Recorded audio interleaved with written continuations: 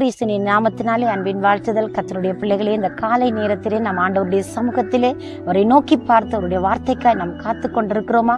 அவருடைய வசனம் நம்மளை உயிர்ப்பிக்கிற, எங்களை எப்பொழுதும் விடுவிக்கிற அற்புதமான வார்த்தையாய் இருக்கிறது.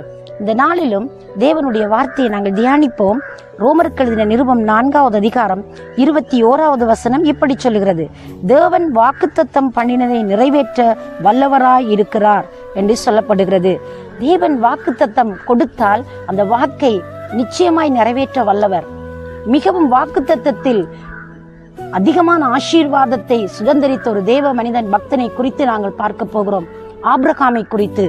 ஆபிரகாம் அவர் விசுவாசித்தார். அவருடைய விசுவாசம் பலவீனமானதாய் இருக்கவில்லை. அவர் ஏறக்குறைய 100 வயதுள்ளவனாய் இருக்கும் பொழுது தேவன் அவருடைய சரீரத்தில் ஒரு பெரிய அற்புதம் செய்தார்.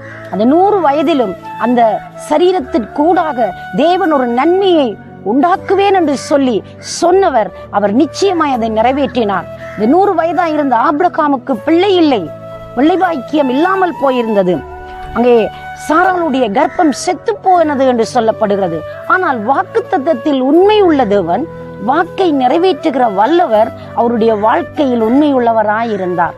ஆபிரகாமுடைய விசுவாசம் பலம் உள்ளதாய் இருந்தது, பலவீனமாய் இருக்கவில்லை. அவருடைய விசுவாசம் தைரியமாய் இருந்தது. அந்த விசுவாசத்தில் எந்த ஒரு அசௌகரியமும் இருக்கவில்லை, அசைவும் இருக்கவில்லை.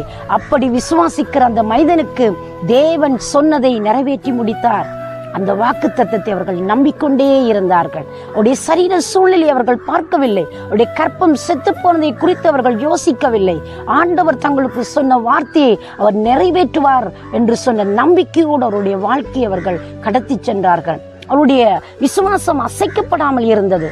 அந்த விசுவாசத்தின் பிரதிபலன், அந்த வாக்குத்தத்தத்தின் மகிமையின் காரியம் அவர்களுக்கு கிடைத்த பிள்ளையாக இருக்கிறது. அவர்கள் அதற்காய் பொறுமையோடு காத்திருந்து நம்பிக்கொண்டு அவரை சார்ந்திருந்தபடினால் ஈசாக்கு என்னும் வாக்குத்தத்தத்தின் புத்திரனை அவர்கள் பெற்றெடுத்தார்கள்.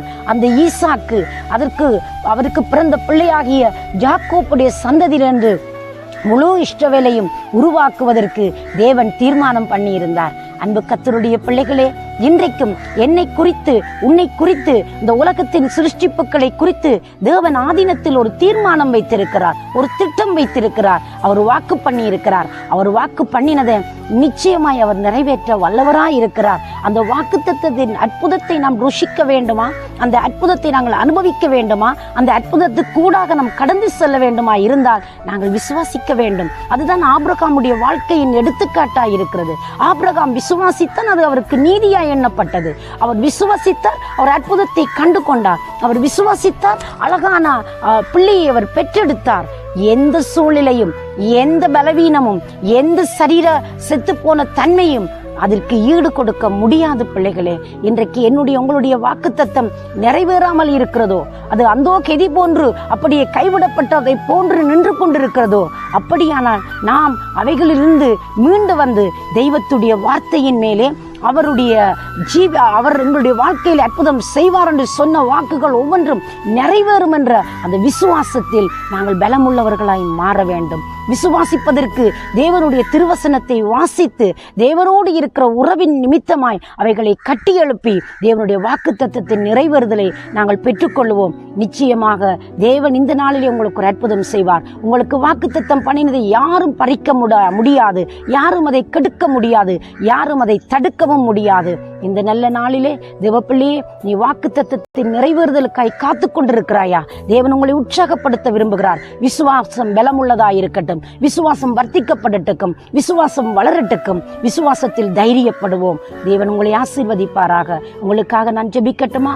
சர்வ வல்லமை உள்ள தேவனே, இந்த நல்ல நாளிலும் உடைய பிள்ளைகள் உடைய திருவசனத்தை ஆண்டவரே கேட்கிறதன் நிமித்தம் அவர்களுக்கு ஒரு பலன் உண்டாகட்டும், ஒரு விடுதலை உண்டாகட்டும், சமாதானமும் சந்தோஷமும் தைரியமும் பெருகட்டும். நீர் கூட இரும், ஆசீர்வதியும்.